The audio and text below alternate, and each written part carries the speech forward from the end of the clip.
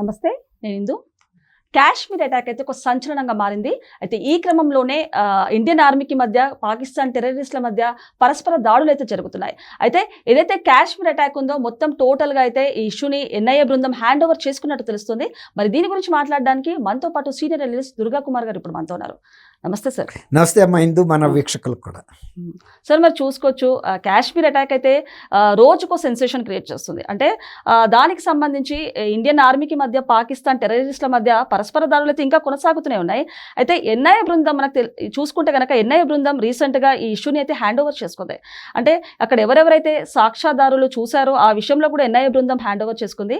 దీనికి సంబంధించి ఒక జిప్ టర్న్ రైడ్ చేస్తున్నప్పుడు ఆ విజువల్స్ కూడా రికార్డ్ అయినట్టు కూడా ఎన్ఐఏ బృందం అయితే ప్రకటించింది. సో ఏమంటారు సార్? అంటే జిప్ టర్నర్ ఆపరేటర్ రైడ్ చేస్తున్నప్పుడు నినాదాలు చేస్తూ, అంటే అల్లాహు అక్బర్ నినాదాలు చేశాక కొద్ది సెకండ్లకే ఆ కాల్పులు జరిగాయని చెప్పేసి కూడా చెప్తున్నారు. మరి ఆ జిప్ టర్న్ ఆపరేటర్కి ఆ దాడికి ఏమైనా సంబంధం ఉందంటారా? మనం ఇప్పుడే దీని మీద పూర్తి అవగాహనకు రాలేమమ్మా. అట్లాని మనం కొట్టేసే పరిస్థితి కూడా కాదు ఇది. ఎందుకంటే చాలా పక్కా స్కెచ్ ప్రకారం జరిగింది కాబట్టి ఇది చాలా ఒక పగడ్బందీ వ్యూహంతోనూ పక్కా టైమింగ్తో కూడా జరిగిన దాడి. అంతే తప్ప ఏదో యాదృచ్ఛికంగాను అలా ఆలబోకగా చేసిన దాడి అయితే కాదు. దీని వెనకాల చాలా డీప్ ప్లానింగ్ అయితే జరిగింది. కాబట్టి వాళ్ళు చాలా ఈజీగా కూడా తప్పించుకోగలిగారు. టైమింగ్ కూడా అక్కడ సెక్యూరిటీ దళాలు, పోలీస్ బలగాలు లేని టైం ఎంపిక చేసుకుని చేశారు. ఇప్పుడు మీరు అన్నట్టు జిప్ రైడర్ అతను టర్న్ రైడర్కి అతను అది ఒక సిగ్నల్ లా మనం చెప్పలేము. రెండు యాదృచ్ఛికంగానే అప్పుడే అల్లాహు అక్బర్ అనే ఒక స్లోగన్ రావటం, వీళ్ళు ఫైరింగ్ చేయటం కూడా మనకి వాళ్ళు విడుదల చేసిన వీడియోలో కనిపిస్తుంది. కానీ ఇంకా డీప్ స్టడీ అయితే జరగాల్సిన అవసరం. ఇదంతా ఇప్పుడు మనం చూస్తున్న దాన్ని బట్టి ఇదంతా క్లియర్ ప్లాన్ ప్రకారమే జరిగింది.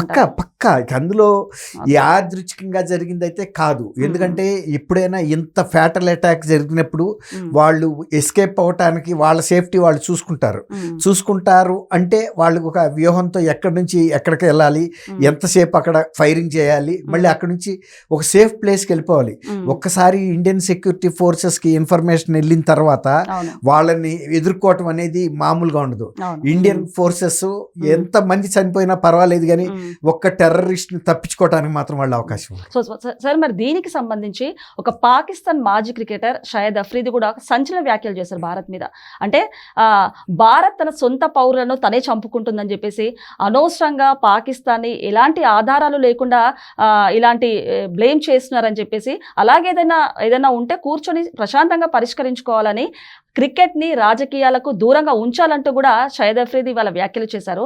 అంటే ఒక ఉగ్రవాది వాళ్ళు ఇలాంటి స్టేట్మెంట్ ఇస్తే పక్కన పెడితే, ఒక పాకిస్తానీ మాజీ క్రికెటర్, పాకిస్తాన్ అయ్యుండి కూడా ఇలాంటి మాటలు మాట్లాడడం ఎంతవరకు కరెక్ట్ అంటారు? అంటే క్లియర్ గా మనకు పిక్చర్ తెలుసు ఎవరు చేశారు, దానికి ఎవరు కారణం అనేది. పార్షియల్ స్టేట్మెంట్ అతని క్రికెట్ నేను పాలిటిక్స్ ని దూరంగా ఉంచమని అంటాం అది వేరు. కానీ అతను చాలా డ్యామేజింగ్ స్టేట్మెంట్ కూడా ఇచ్చాడు. ఒక భారతదేశమే తన పౌరుల్ని తను చంపుకుని దాన్ని పాక్ మీదకి తోస్తుందని. భారత్కి పాకిస్తాన్తో శత్రుత్వం ఒక ప్రధానమైన అంశం కాదు. భారత్ అంతర్జాతీయ రాజకీయాల్లోనూ అంతర్జాతీయ దౌత్య వ్యవహారాల్లోనూ చాలా అగ్రగామి దేశం. తర్వాత చాలా ఆర్థికంగా అభ్యున్నతి సాధించాలని కృషి చేస్తున్న దేశం తప్ప పొరుగు దేశంతో తగాదా పెట్టుకుని వాళ్ళతో గిల్లి కజ్జాలు పెట్టుకుని ఆర్థికంగా కుంగిపోయి ఇప్పుడు పాకిస్తాన్ లాగా ఒక దివాళాకోరు పరిస్థితికి వచ్చే దేశం కాదు.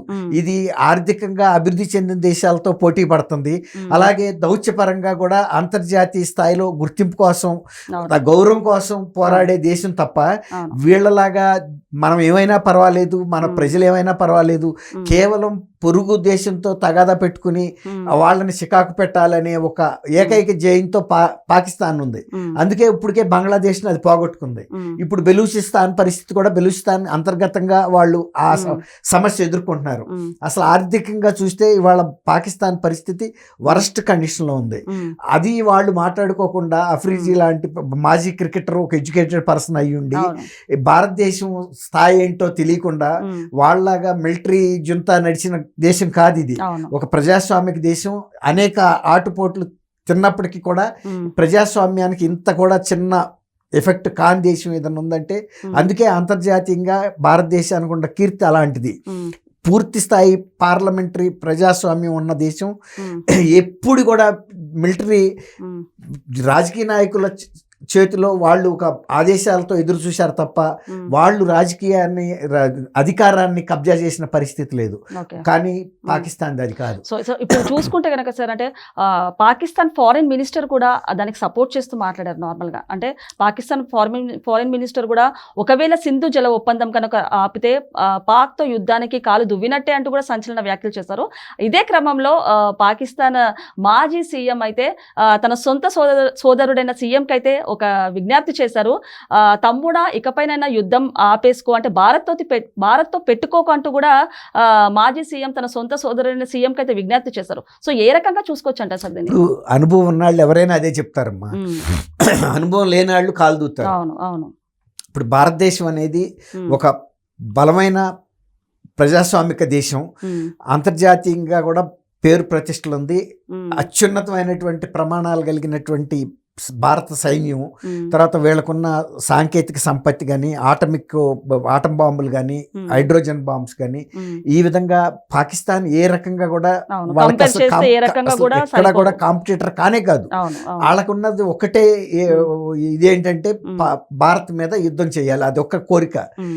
తెలిసి వాళ్ళు ఎందుకు ఇలాంటివి అందుకే కదా వాళ్ళ ఆర్థిక పరిస్థితి ఇంత పేదరికంలో దేశం కొట్టుమిట్టాడుతుంది, ప్రజలకి అన్నమే దొరకని పరిస్థితుల్లో వాళ్ళు యుద్ధం కోరుకుంటున్నారు. వాల్యూ పడిపోయింది, ఆదాయం తక్కువ ఉంది, సంతానం ఎక్కువ ఉంది, ఏ విధంగా వాళ్ళ ఫ్యామిలీని పోషించవచ్చు? అసలు దేశంలో వాళ్ళు ప్రజలకి అన్నమే పెట్టలేని పరిస్థితిలో భారతదేశంతో యుద్ధం కోరుకుంటున్నారంటేనే వాళ్ళ యుద్ధ కాంక్ష ఎలా ఉంది అనేది దూరదృష్టి లేదు. ఇప్పుడు మీరు చెప్పారు మాజీ సీఎం ఇప్పుడున్న సీఎం తన తమ్ముడికి, తమ్ముడా నువ్వు ఇట్లాంటి ప్రయత్నం మానుకో అని చెప్పాడు అంటే గతంలో వాళ్ళకి అనుభవం ఉంది. రెండోది నిన్న పెహల్గాన్ దీంట్లో ఫైరింగ్ జరిగిన ఇన్సిడెంట్స్ లో దీన్ని డీప్ గా దర్యాప్తు చేయాల్సిన అవసరం ఉంది. ఇప్పుడు భద్రతా బలగాలు జల్లిడి పడుతున్నాయి అడవుల్లోనూ, అన్ని సాట్ల ప్రతి ఇంటింటికి. ఇప్పుడు నేషనల్ ఇన్వెస్టిగేటివ్ ఏజెన్సీ కూడా టెక్నికల్ గాను, తర్వాత అక్కడ సర్కమ్స్టాన్షియల్ గా ఉన్న పరిస్థితులను బట్టి ఒక అవగాహనకు రావటానికి, అంటే దీని వెనకాల ఏ ఉగ్రవాద సంస్థ ఈ స్కెచ్ చేసింది, ఎవరు పాల్గొన్నారు, తర్వాత వీళ్ళ ఉద్దేశాలు ఏంటి, తర్వాత వీళ్ళకి ఇంకేమన్నా ఫర్దర్ గా అక్కడ బలాలు ఉన్నాయా, ఇంకా రూట్స్, లేకపోతే అంతవరకే చేసి ఇవాళ భద్రతా దళాల చేతులు హతమైన వాళ్ళతోనే సరిపోయిందా, ఇంకా ఏమన్నా ఇంకా వేళ్ళు కింద ఉన్నాయా అనే అంశాన్ని ఎన్ఐఏ వాళ్ళు డీప్ గా స్టడీ చేస్తారు. సార్ మరి చూసుకుంటే దీనికి పాకిస్తాన్ యుద్ధానికి సపోర్ట్ చేస్తూ మన కర్ణాటక సీఎం సిద్ధరామయ్య గారు కూడా ఒక వ్యాఖ్యలు చేశారు. ఇప్పుడు యుద్ధం అవసరమా, ఏదైనా ఉంటే కూర్చొని మాట్లాడి ప్రశాంతంగా చర్చించుకుందామంటూ కూడా వ్యాఖ్యలు చేశారు. అలాగే అస్సాం ఎమ్మెల్యే కూడా ఆయన సపోర్ట్ చేస్తూ మాట్లాడారు. అంటే మన దేశంలోనే ఉంటూ అక్కడ పాకిస్తాన్కి జిందాబాద్ కొట్టే పౌరులని కానివ్వండి, లేకపోతే పాకిస్తాన్ క్రికెట్ మ్యాచ్ జరిగినప్పుడు ఇక్కడ పండగ చేసే వాళ్ళని ముందు ఏరి పారేయాలంటారా? ఏ విధంగా చూడొచ్చు అంటారు? ఇప్పుడు సిద్ధరామయ్య గారు నాలాగా పెద్ద మనిషి అమ్మా. ఇప్పుడు పెద్ద మనుషులకి ఎలా ఉంటుందంటే, ఇప్పుడు యుద్ధం ఆడికి బుద్ధి లేకపోయినా మనకన్నా బుద్ధి ఉండాలి. యుద్ధం అనేది చాలా ఖర్చుతో కూడుకున్న ఒక సీఎం సీట్ లో ఒక సీఎం అయి ఉండి, అంటే ప్రతి ఒక్కరి భారత్ పౌరుల రక్తం అయితే ఉడికిపోతుంది సార్. నార్మల్ గా ఇన్సిడెంట్ చూస్తుంటే ఒక సీఎం అయి ఉండి అలా మాట్లాడడం ఎంతవరకు? అది నేను అక్కడికే రాబోతున్నా. ఇప్పుడు ప్రతి భారతీయ పౌరుడు రక్తం అయితే ఉడికిపోతుంది జరిగిన దారుణానికి. ఇప్పుడు ఆయన ఏజ్ ఫ్యాక్టర్ ఏంటంటే పెద్దాడు. ఇప్పుడు అంటే దేశం ఆర్థిక పరిస్థితి ఎట్లయినా దెబ్బతింటది. ఇప్పుడు పాకిస్తాన్ లాంటి చిన్న దేశంతో యుద్ధం చేసినా చిన్న పామునైనా పెద్ద కర్రతోనే కట్టాల్సి వస్తుంది. అట్లాంటి దేశం ముందు మనం కాలు జారి పడలేం కదా. ఎంత ఖర్చు అయినా చేయాల్సిందే, ఎంతమంది కోల్పోయినా సరే యుద్ధంలో శత్రువుకైతే బుద్ధి చెప్పాలి. బుద్ధి చెప్పటం అంటే చాలా ఖర్చుతో కూడుకున్న పని. కాబట్టి ఆయన ఒక పెద్దరికంగా అన్న మాటే గాని అతని దేశభక్తిని శంకించలేం మనం. ఖచ్చితంగా అలాంటి ప్రతిష్టాత్మకమైన పరిస్థితే వస్తే మోడీ గారు తగ్గడు, సిద్ధరామయ్య తగ్గడు, ఏ చీఫ్ మినిస్టర్ కూడా తగ్గడు.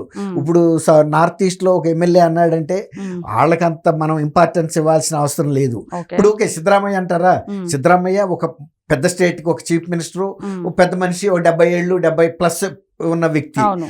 కాకపోతే ఈ వయసు ఏమనుకుంటారంటే, ఈ వయసులో మాలాంటి వాళ్ళు, ఇప్పుడు మీకు మాకు కూడా ఆలోచనలో తేడా ఉంటుంది. ఇప్పుడు ఎక్స్ సీఎం ఆఫ్ పాకిస్తాన్ ఏం చెప్పాడు, వద్దు యుద్ధం అన్నాడు. ఎందుకు చెప్పాడు? ఎక్స్ సీఎం పాకిస్తాన్ గారు చెప్పిన మాటల్లో వ్యాఖ్యల్లో ఒక మీనింగ్ ఉంది. ఇక్కడ ఈయన చెప్పిన మాటల్లో ఏ రకంగా అంటే ఎన్నో సార్లు భారత్ పై ఎదురు దెబ్బ కొట్టారు పాకిస్తాన్ వాళ్ళు. చూసి ఇంకా పాకిస్తాన్ ఎవరు కూడా ఊరుకోలేరు నార్మల్ గా చూస్తూ. సో ఇప్పుడైతే పిఎం మోడీ గారు ఈ ఇష్యూని సీరియస్ గా తీసుకొని ముందుకు ముందుకు తీసుకున్నారు నార్మల్ గా. అలాంటి సీఎం ఇలా వ్యాఖ్యలు అంటే చేయడం కూడా correct ఇలాంటి కాదంటారు. పాకిస్తాన్ ఇంత ముందు కూడా చాలా కవ్వింపు చర్యలు చేసింది. కవ్వింపు చర్యలు చేసినప్పుడల్లా మనం యుద్ధానికి వెళ్ళలేదు, ఏదో ఒక స్థాయిలో ఒక గుణపాఠం చెప్పి వాళ్ళకి ఆ భయం పెట్టి ముందుకెళ్ళిపోయాం. అవును ఇప్పుడు చెడిపోయినాడు దేనికైనా తెగిస్తాడు, అవును కానీ అవును. మనం అంత ఇడిచేసిన వాళ్ళం కాదు. అవును, అవును. మన పౌరులకి మంచి జీవితం ఇవ్వాలి, మంచి సగటు ఆదాయం పెంచాలి, వాళ్ళ జీవన ప్రమాణాలు పెంచాలి, దేశ అభివృద్ధి జరగాలి, ప్రపంచంలోనే ఒక బలమైన ఆర్థిక శక్తిగా పెరగాలని మనం ప్రయత్నిస్తున్నాం. వాడికి ఏమీ లేదు, చిప్ప చేతిలో పట్టుకు తిరిగినాడికి ఒక జమీందారు ఆడితో తగాదా పెట్టుకుంటే వాడికి ఏముంది, ఆ చిప్పని మన నెత్తిని కొట్టి పోతాడు, ఆడిపోయేది ఏం లేదు.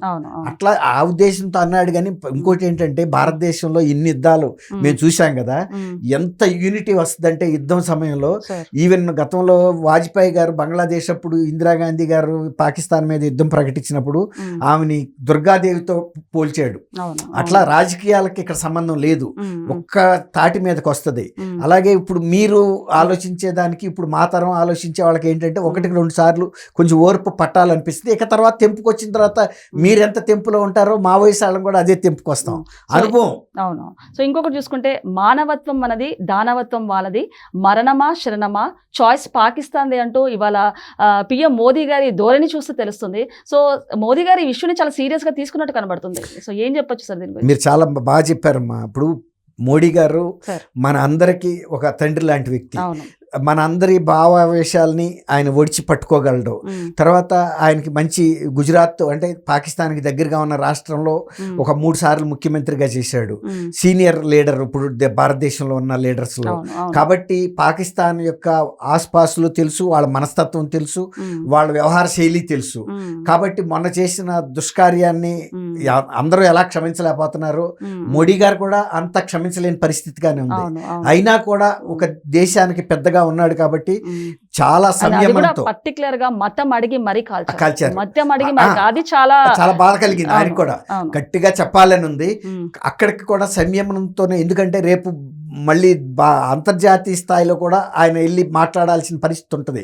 కాబట్టి తప్పులు వాళ్ళు ఎంత చేశారో అంత రికార్డ్ చేసి ఎలా గుణపాఠం చెప్పాలో అలాగే చెప్తాడు. ఆ రోజున వెళ్ళి అంతర్జాతీయ వేదికల మీద కూడా మళ్ళీ పాకిస్తాన్ లాంటి దేశంని ఎప్పుడు కూడా క్షమించొద్దు, మీరు మేము ఎవరు కూడా అలాంటి దేశం ఇతర ఖండాల్లో ఎక్కడన్నా ఉన్నా కూడా ఇలాంటి శిక్ష వేయాలని కూడా ఒక సందేశం కూడా ఇవ్వగలడు ఆయన. ఓకే సార్, నమస్తే. Thank you. ముందు మన వీక్షకులు